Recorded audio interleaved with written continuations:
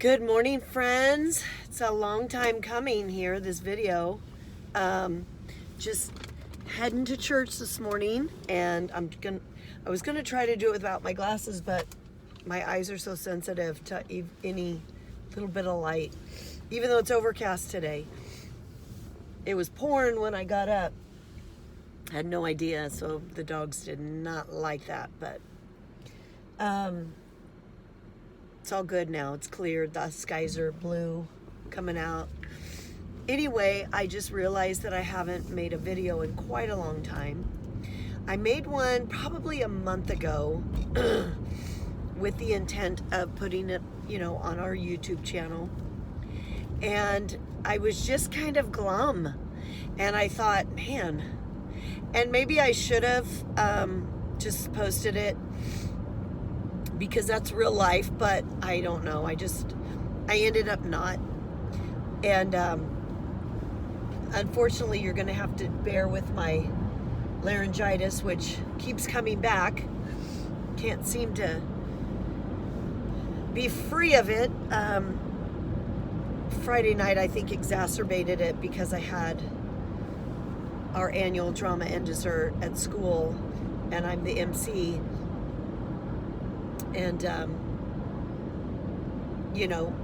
talking and raising my voice and all week, really, because I was practicing with the kids and singing and dancing and trying to get them to get their lines. Anyway, that's another story. It's just an event that we do. It's really fun. But we're into February, today, actually. Today is Rodney's 10-month anniversary of being gone. 10 months. Again, I say this all the time. It seems like yesterday, and then sometimes it just seems like so far away.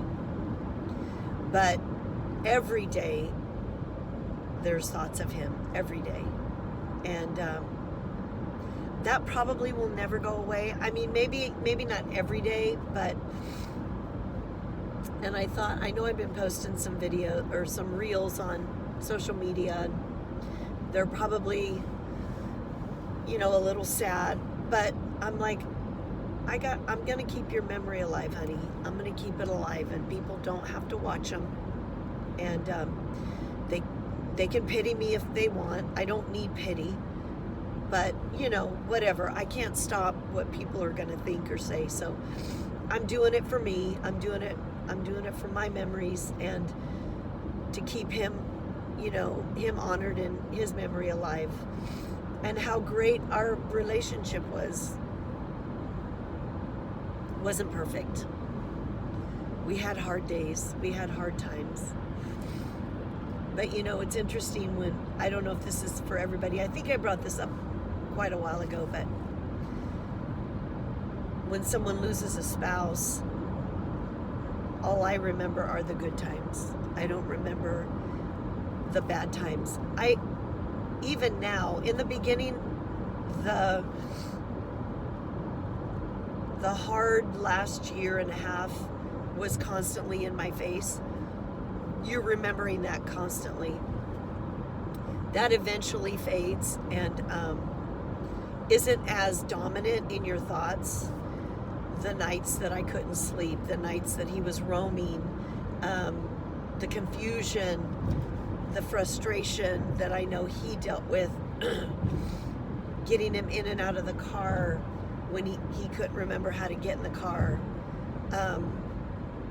The list goes on and on and on. But thankfully, those memories they're not at the forefront anymore.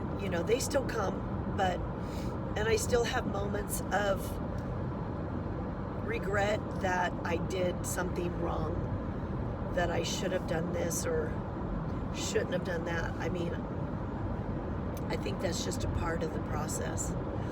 So, gosh, where am I 10 months later? Still going to my church in Woodland. The people they're just awesome. My people are awesome. My pastors are awesome.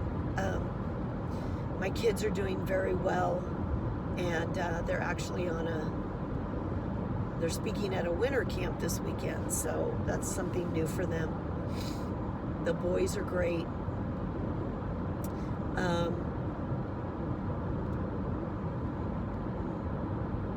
For me, it's I wish I could say that I'm on the other side.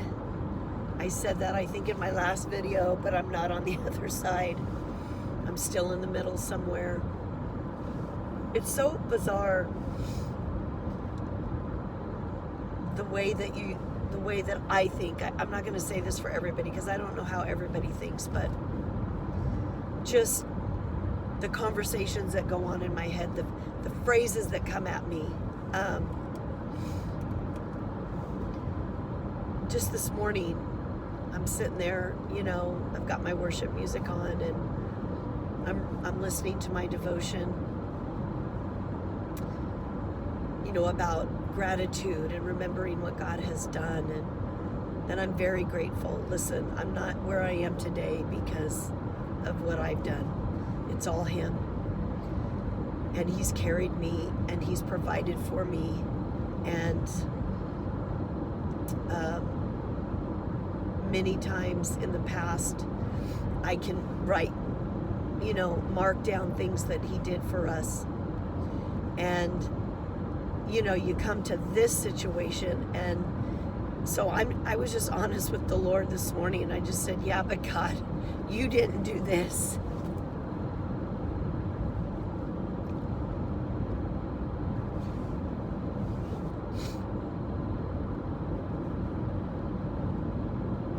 You didn't heal him here. And so I just let God know how I feel. And then it subsides.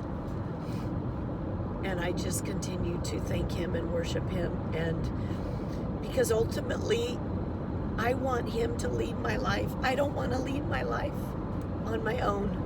I will mess it up. So it's just a daily walk, continuing to walk, continuing to trust Him, tell Him when I'm upset, tell Him when I don't get it. I had this revelation last week, which it's nothing new, but it was one of those moments for me because I always berate myself for asking why. Because we're told not to ask why, just trust God. And I'm listening, I'm reading one of my devotions, and the devotion said, Jesus even asked why. He's on the cross. And He's like, my God, why have you forsaken me?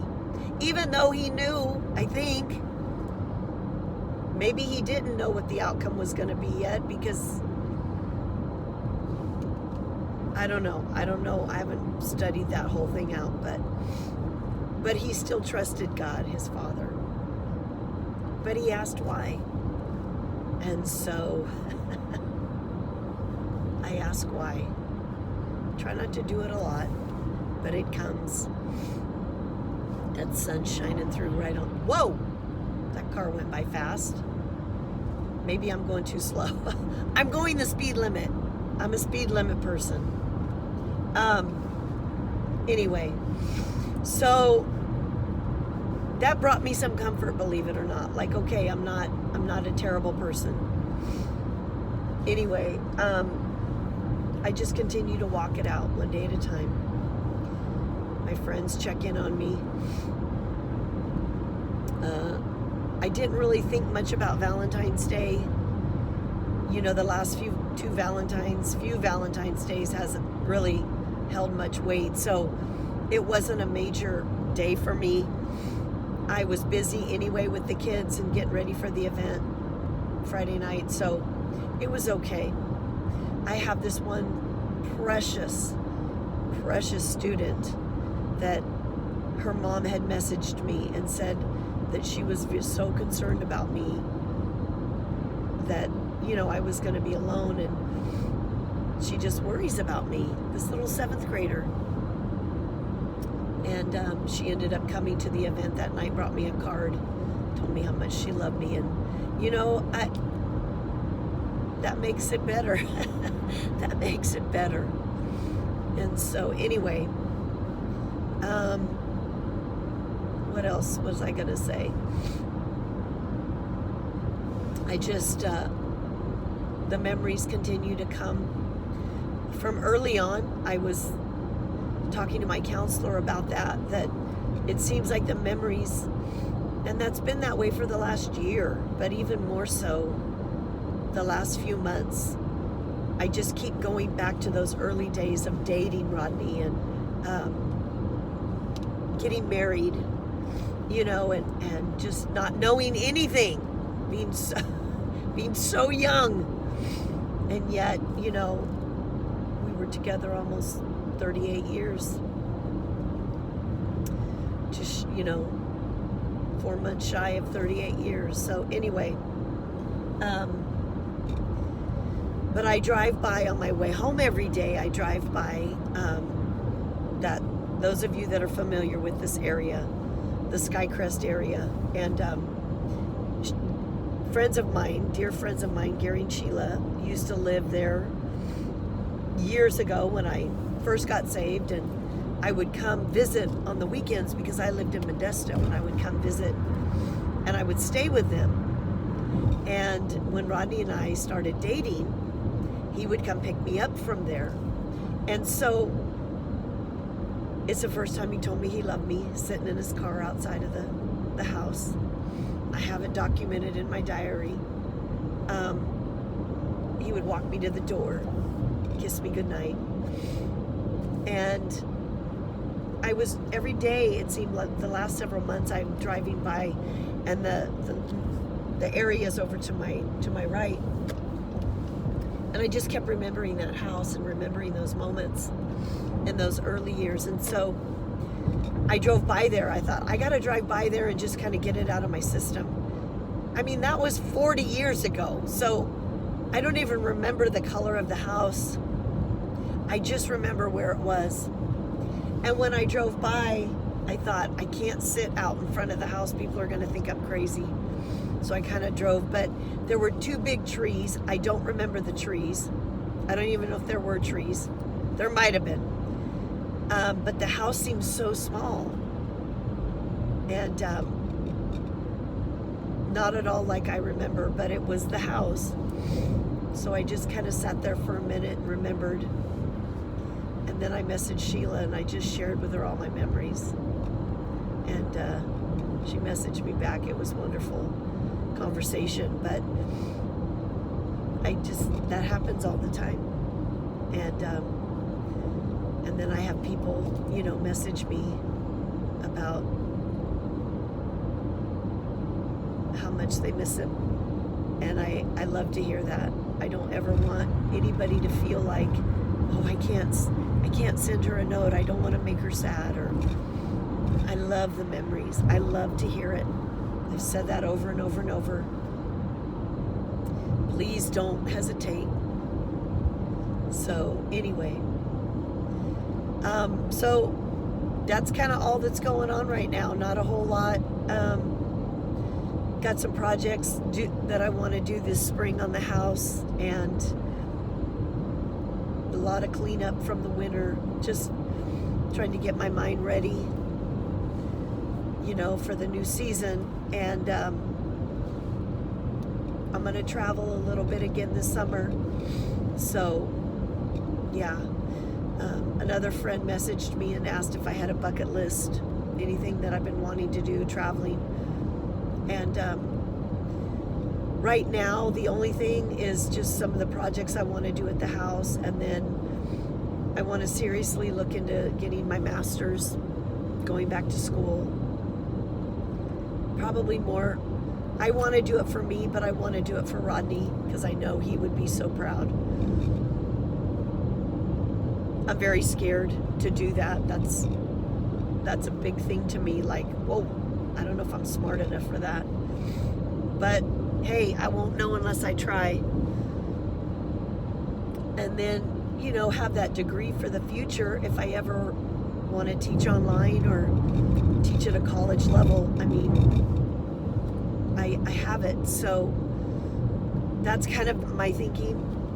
And yeah. So, friends, it's a good day to have a good day. And it's beautiful right now. And just one foot in front of the other every single day. And I still have moments that I can't believe it is real. But then it is. It is. I'm by myself. You know, the person I thought we were going to die together. You know, everybody I think has that thought maybe. And then yet I think women, I don't know if women would admit this, but I think women think we're going to outlive men. You know, we're going to outlive our husbands. We just do. And maybe men think that about them, like they're going to outlive us. But I just thought we would both go together or go at least close, you know, in our 90s. That's kind of the dream that we hope for, but it didn't happen like that. So we keep going.